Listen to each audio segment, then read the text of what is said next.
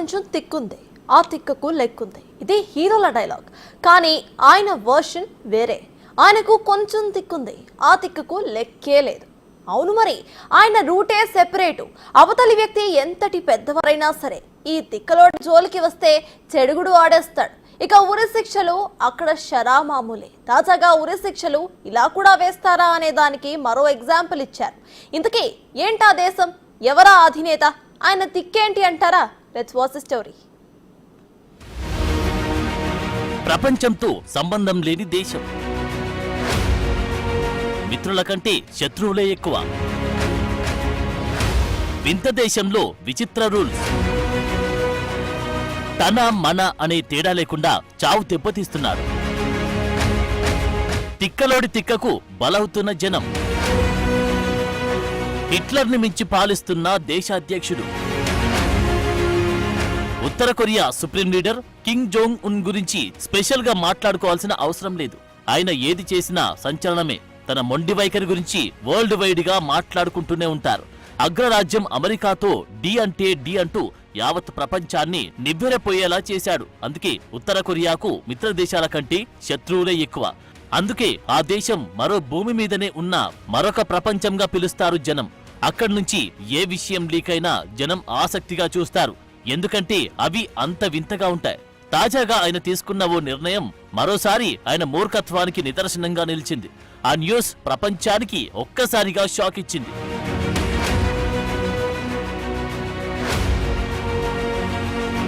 ప్రస్తుతం నియంత ఎవరంటే వెంటనే ఉత్తర కొరియా అధ్యక్షుడు కిమ్ జోంగ్ ఉన్ గుర్తొస్తాడు. అలాంటి హిట్లర్ పాలనకు ఏమాత్రం తగ్గని విధంగా రకరకాల రూల్స్, శిక్షలతో దేశాన్ని పాలిస్తున్నాడు. అయితే ప్రస్తుతం చాలా దేశాల్లో నేరాలకు ఉరిశిక్ష విధించడం కంటే జీవిత ఖైదు శిక్షను అమలు చేస్తున్నారు. చాలా తీవ్రమైన నేరం అనుకుంటేనే మరణశిక్ష విధించబడుతుంది. అదే సమయంలో చాలా దేశాల్లో మరణశిక్షను రద్దు చేశారు కూడా. అయితే తాజాగా ఉత్తర కొరియా దేశంలో తమ దేశ అధికారులకు మరణశిక్షను విధిస్తున్నట్లు ప్రకటించింది. ప్రపంచానికి ఒక్కసారిగా షాక్ ఇచ్చింది.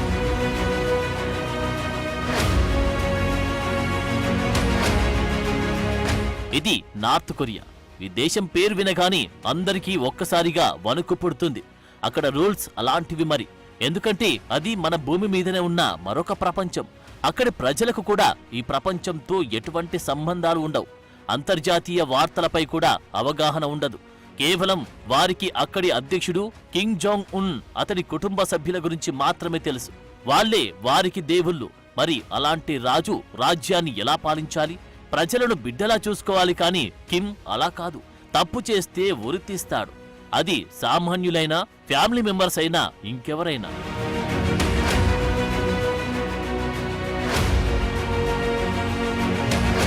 ప్రపంచం మొత్తం ఒకెత్తైతే ఉత్తర కొరియాలో కిమ్ పోకడలు మాత్రం మరో ఎత్తు. పాలనలోనే కాదు, ఆయన పెట్టే రూల్స్ కూడా వెరైటీనే. ఎంత వెరైటీ అంటే సాధారణంగా ఎవరైనా అధికారులు సరిగా పనిచేయకపోతే ప్రభుత్వ అధినేత ఏం చేస్తారు? మహా అయితే బీపీ తెచ్చుకొని అరుస్తారు. ఇంకా కోపముంటే వారి ప్రమోషన్లు ఆపేస్తారు. ఇంకా చెప్పాలంటే వారి ఇంక్రిమెంట్లు ఆపేస్తారు. వారిని సస్పెండ్ చేస్తారు, లేదా ఏదో మూల ప్రాంతానికి బదిలీ చేస్తారు. ఇలా ఏదో ఒక రకంగా వారిపై చర్యలుంటాయి. ఇదంతా జరిగేది ప్రజాస్వామ్య దేశంలో. కానీ నియంతృత్వంలో మాత్రం అలాంటి వాటికి అసలు చోటు ఉండదు. నేరుగా ఉరి తీయడమే. ఉత్తర కొరియా నియంత పాలకుడు కిమ్ అదే పని చేశారు.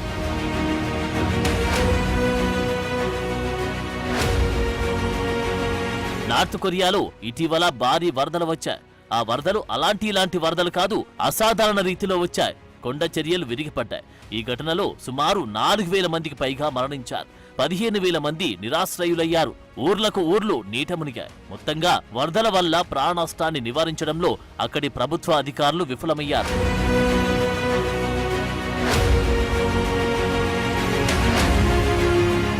మామూలుగా మన బెజవాడలో వరదలు వస్తే ఎన్ని ఇబ్బందులు పడ్డారో తెలిసిందే. ప్రజలను కాపాడుకునేందుకు, వారిని ఆదుకునేందుకు ప్రతి ఒక్కరూ మానవ దృక్పథంతో స్పందించారు. చూస్తూనే ఉన్నాం. అయితే బెజవాడలో వచ్చిన వరదల కంటే 30 రెట్లు ఎక్కువ స్థాయి వరదలు ఉత్తర కొరియాకు వచ్చి పలు పట్టణాలను, గ్రామాలను ముంచేశాయి. ఆ వరదల్లో చాలా మంది చనిపోయారు.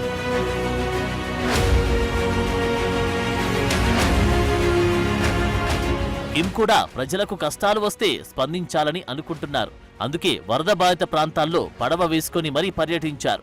మరికొన్ని ప్రాంతాల్లో బురద నీటిలో నడుచుకుంటూ వెళ్లారు. వారి సాధక బాధలు చూసి మనోవేదనకు గురయ్యారు. కిమ్ కూడా చాలా బాధపడ్డారు.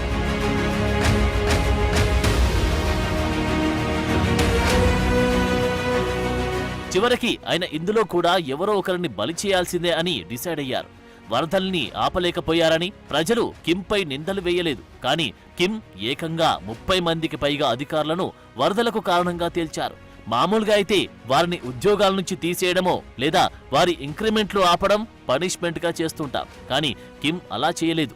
వారిని ఉరితీయాలని నిర్ణయించుకున్నారు. ప్రజలకు చెప్పకపోయినా నష్టం ఏమీ లేదు. ఎందుకంటే అక్కడ కిమ్కి వ్యతిరేకంగా ఎవరు నోరు ఎత్తినా అదే గతి పడుతుంది.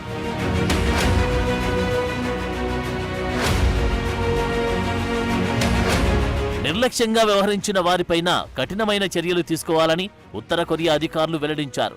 ఏకంగా నేరుగా ఉరితీయబడ్డారు. అది కూడా ఒకరు కాదు, ఇద్దరు కాదు, 30 మంది అధికారులు ఉరి శిక్షను అనుభవించారు. మరణశిక్ష విధించిన అధికారుల వివరాలను కూడా అక్కడి మీడియా వెల్లడించలేదు. అయితే ఉత్తర కొరియాలో ఇలాంటి కఠినమైన రూల్స్ కొత్తవేమీ కాదు. చాలా సార్లు ఇలాంటి రూల్స్ అమలు చేశారు అక్కడి అధ్యక్షులు కిమ్. సొంత బాబాయినే వదల్లేదు ఆయన.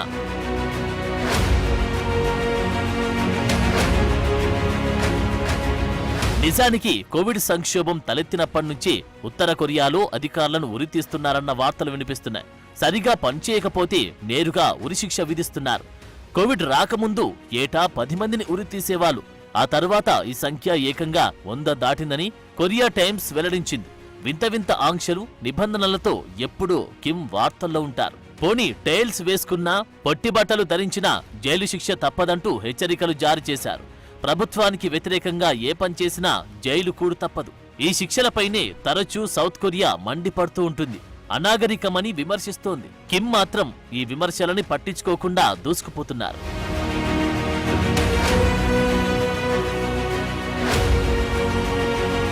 ఇక కిమ్ పైశాచికత్వం సాధారణంగా ఉండదనేది బహిరంగ రహస్యం. తనకు ఎదురొచ్చిన వారు ఎవరైనా సరే చంపడమే ఫిలాసఫీగా పెట్టుకున్న వ్యక్తి. ఇందుకు మంచి ఉదాహరణ తన తండ్రి మరణించిన తర్వాత ఉత్తర కొరియా బాధ్యతలు చేపట్టాలని కిమ్ బాబా జాంగ్ సంగ్ తైక్ భావించారు. ఆ ఆలోచన వచ్చినప్పుడే ఆ ఆలోచనతో పాటు ఆయన్ను కూడా అత్యంత కిరాతకంగా అంతమొందించారట కిమ్. ఆ సమయంలో జాంగ్ సాంగ్ తైక్ వర్గం కిమ్ పై తీవ్ర వ్యాఖ్యలు చేసింది. అధికారం కోసం ఎంతవరకైనా దిగజారే వ్యక్తి కిమ్ అంటూ ఆగ్రహం వ్యక్తం చేశారు. అంతేకాదు కుక్క కంటే నీచంగా ప్రవర్తిస్తాడు అని వారు మండిపడ్డారు. ఇది ఇలా ఉంటే కొద్ది రోజులకు వారి కుటుంబాన్ని కూడా కిమ్ అంతమొందించారనే వార్తలు వచ్చాయి.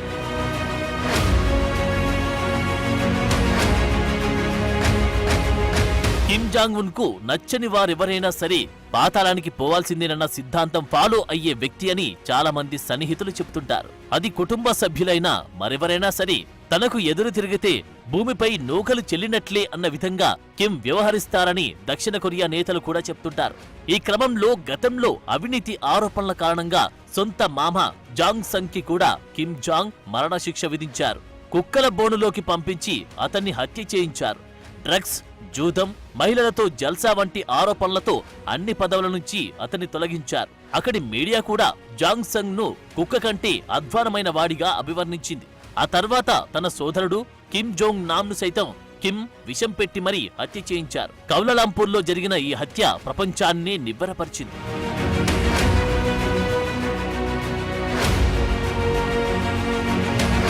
ఇలా ఒక్కటేమిటి, చివరికి ప్రత్యర్థి దేశం ప్రోగ్రామ్స్ చూసిన కిమ్ కి కోపమే.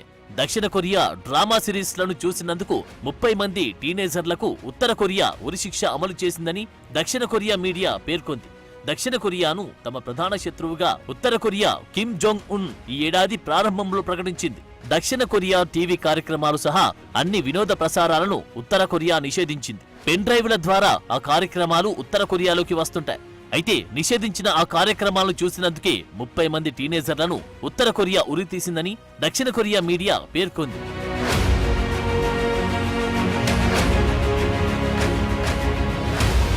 ఇంతకుముందు కరోనా టైంలో ఉత్తర కొరియాను బందీ చేశాడు కిమ్.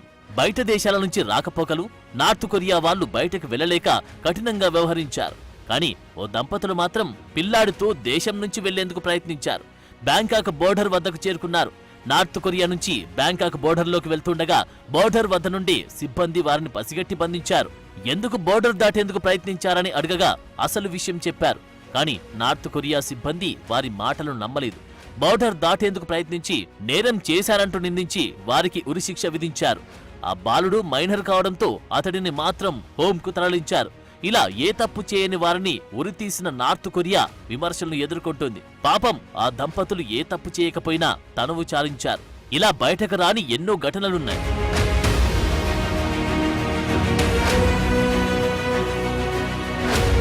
దీనిపై ఆ దేశంలోనే కాదు ఇతర దేశస్థులు, పలు అంతర్జాతీయ సంస్థలు కిమ్ చర్యలను తీవ్రంగా ఖండిస్తున్నాయి ముక్తకంఠంతో. అయినా కిమ్ మాత్రం తాను చేసిన పనిని సమర్థించుకుంటున్నారు.